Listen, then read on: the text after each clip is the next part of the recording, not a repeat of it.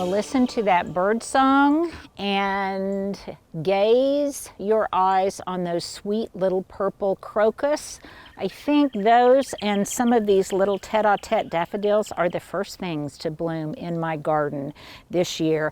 And I alluded to this in one of my videos not too long ago, that this year they're blooming, but the foliage is all burnt and it got frozen and it's just kind of tattered looking, but those flowers are very sweet nevertheless. And I have lots of tete-a-tete, the little miniature daffodils, planted throughout the garden. But that is not my topic today. My topic today is pruning your Annabelle hydrangeas, or Annabelle arborescens, aka smooth hydrangeas.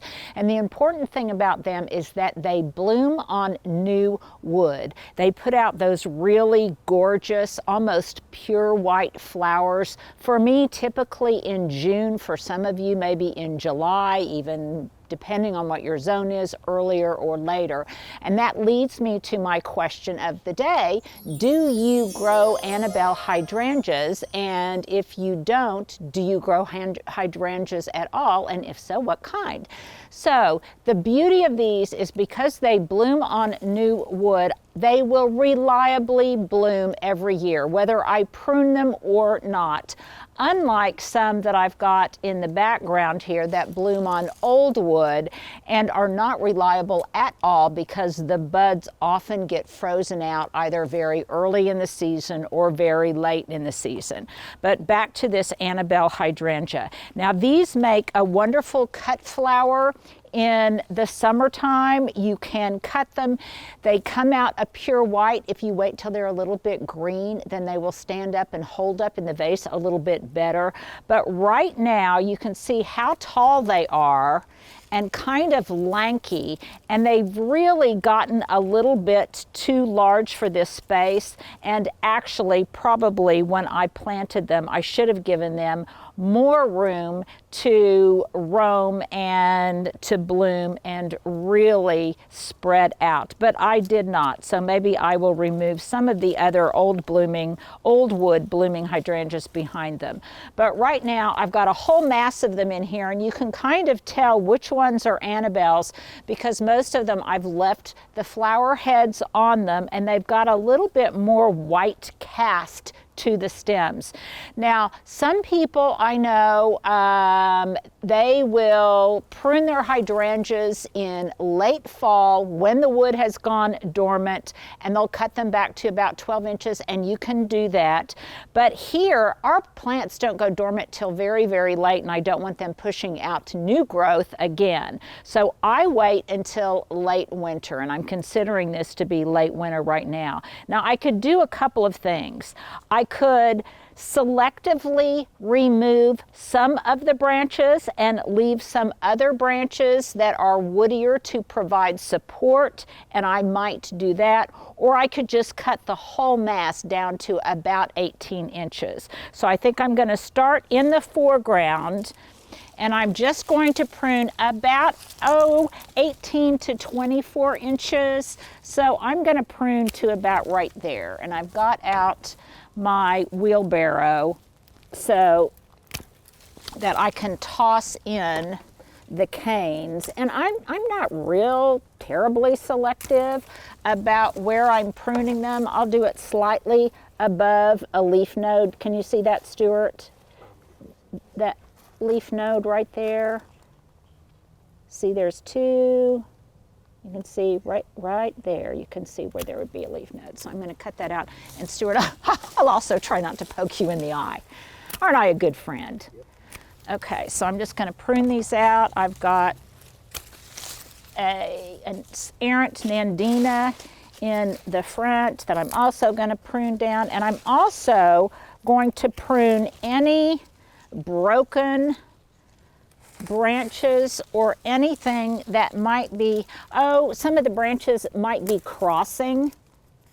And if I remove some of those overlapping branches, I might get a little bit better air circulation in here. This one is broken. Now, what this will do is, in addition to putting out new growth, on these stems that I'm pruning, and you can see the beautiful remnants of that lovely snowfall that we had just yesterday. And it's almost gone, Stuart, isn't it? But boy, we'll take that moisture, won't we? Because it's beautiful out, but it's still a little bit chilly, isn't it? So here's an example of a cross branch in here. Can you see this one, Stuart? That kind of is arching. Go touch it again. Yeah, right here. It's kind of arching in the middle and crossing over these other ones. And I'm going to cut that one down a little bit lower.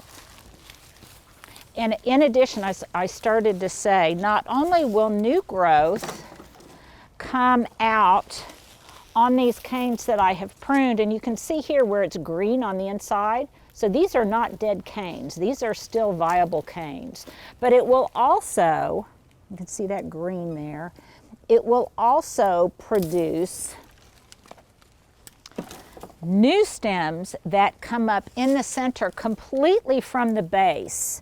Now you may ask, well, can I cut it back all the way to the base and really get rid of all of these woody stems so that it starts out completely fresh? And I would not encourage you to do that, because that will reduce the vitality and the vigor and the health of the plant overall. So I would not recommend doing that. Now, you might also ask, do I have to prune my hydrangeas? This one, I'm going to prune. I did not prune this one last year, and so it is a little bit more tangled and messy than it would have been had I pruned it. As you recall, last year I said ad nauseum that we had such a hard winter. And a lot of things I normally did, I did not do because I just wanted the plants to kind of, well, they needed to recover too. The gardener and the garden needed to recover. But if you cut them all the way down to the ground, then you'll reduce the vitality and the vigor of the shrub. So I don't want to do that. But I am going to do this mass in its entirety. Now, I love Annabelle's. They are beautiful. This one was given to me by my friend Linda Kavanaugh.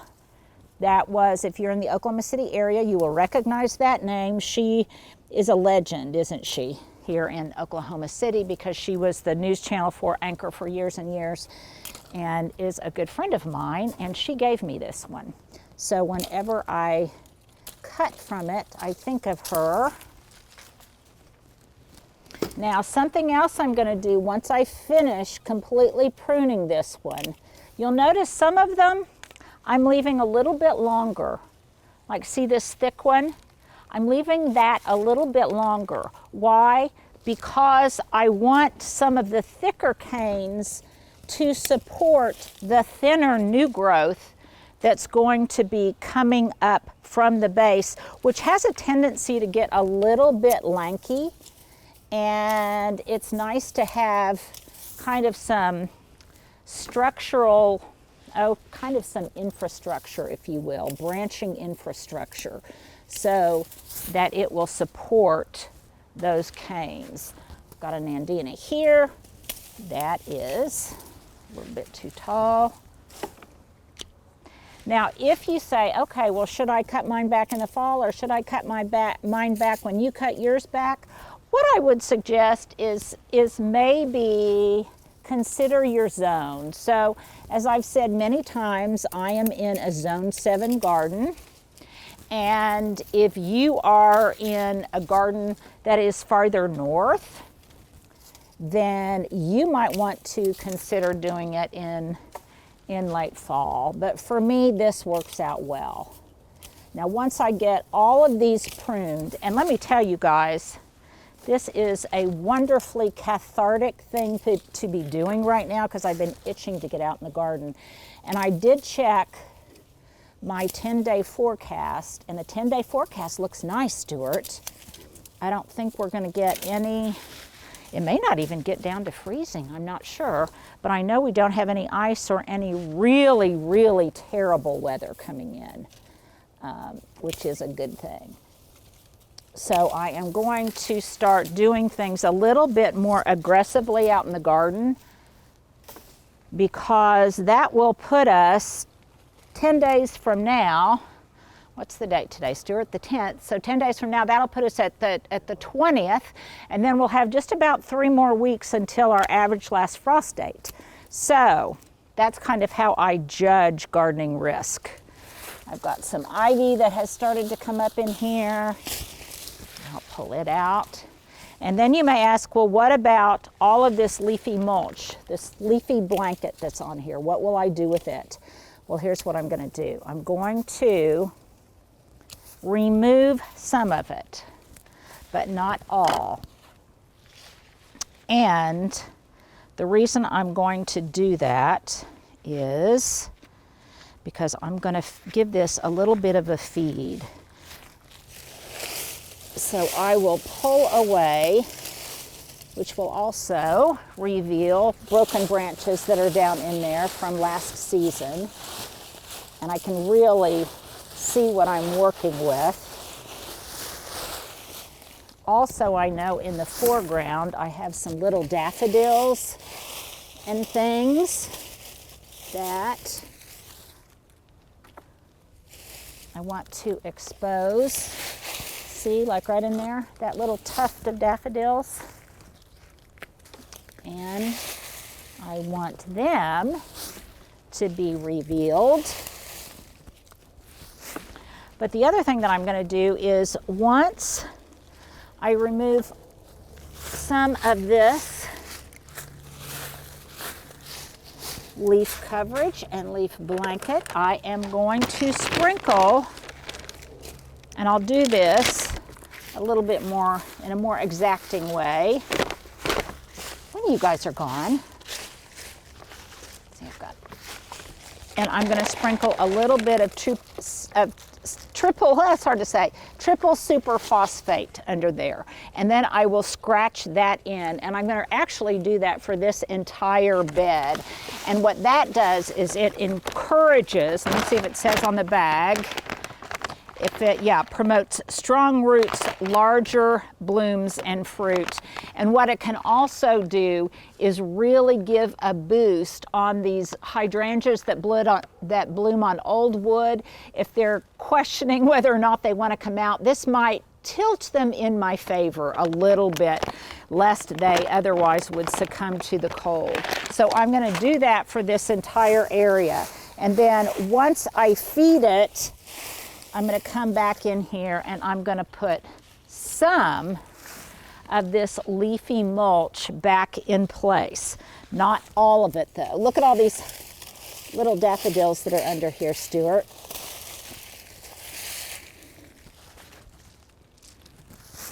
So this is a wonderful thing to do on a day like today because it is cool, it's pretty out, the sun feels wonderful, and perhaps more importantly, I feel like I'm beginning to make some progress because no matter how early I start working in the garden in the springtime, I always begin to feel a little bit like I'm behind.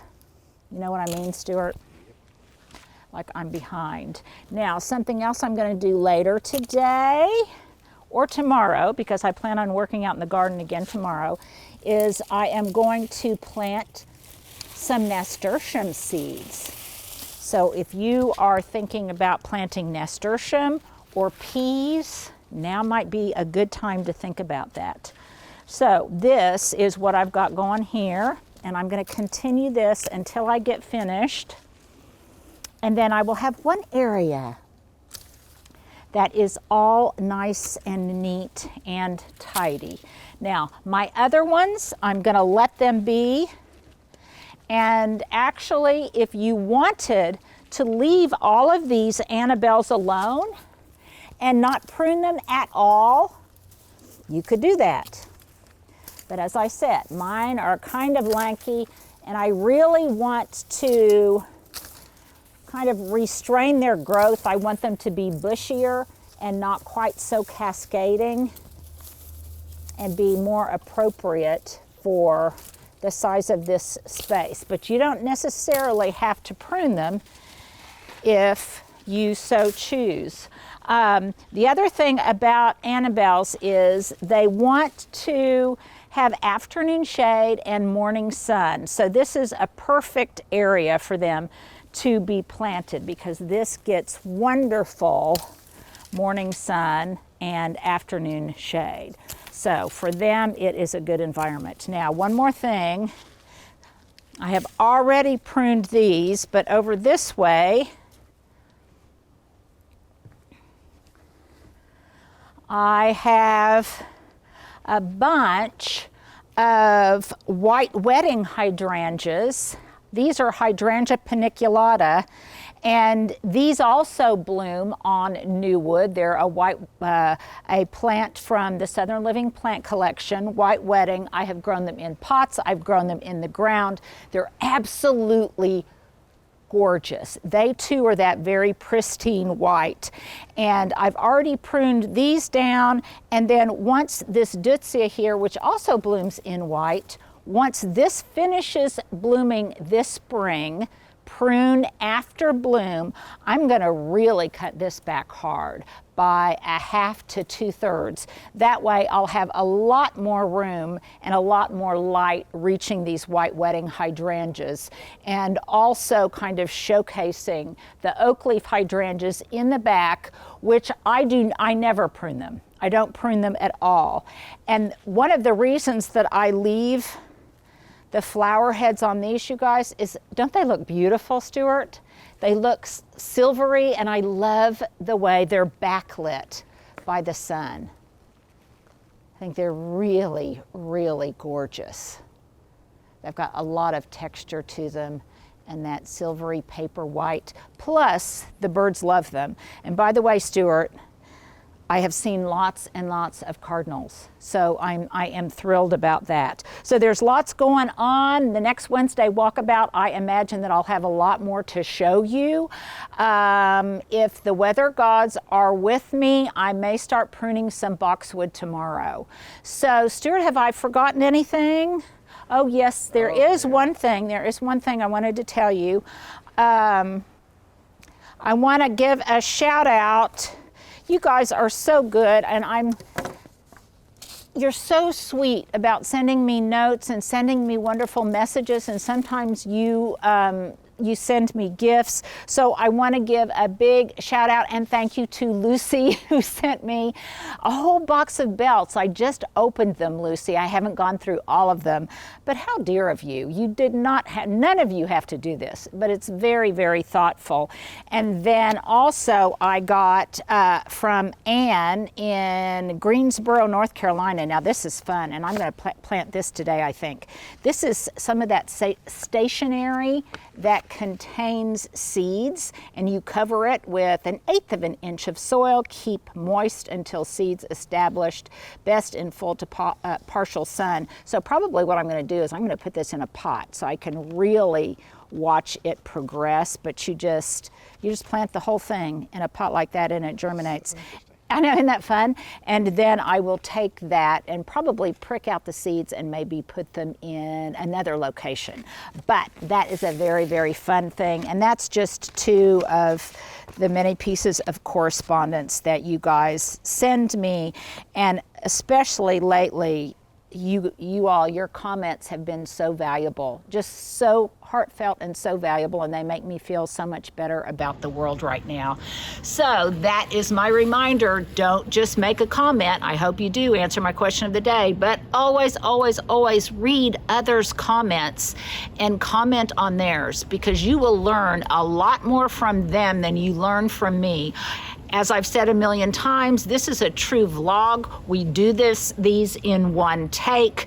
Stuart does minimal editing, so a lot of times I will misspeak and I may call a plant the wrong thing because I've got a brain lapse and because I'm getting old, or I misidentify a plant, something of that nature. But you guys always have my back, and you call me out and provide the correct information for others. So I can't thank you enough for all that you do for me. So as always, our thoughts and prayers go to those in Ukraine and anyone who is separated from their loved ones and displaced from their homeland. So you guys have a great weekend. Get out and prune some hydrangeas.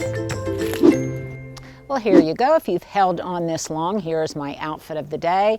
My hat came from, I don't know where it came from. I've had it for a long time. I think maybe my son gave it to me. My sweater is Anthropology. My scarf was a gift from a friend of mine, Miss Jenny. My earrings, let's see, my earrings were also a gift. These actually were a gift from a viewer. And so I thank you for that. My breeches are just these same joggers I had on a couple days ago, I think, from Target. My boots are Hunter boots, and they came via eBay. So there you go. There is my outfit du jour.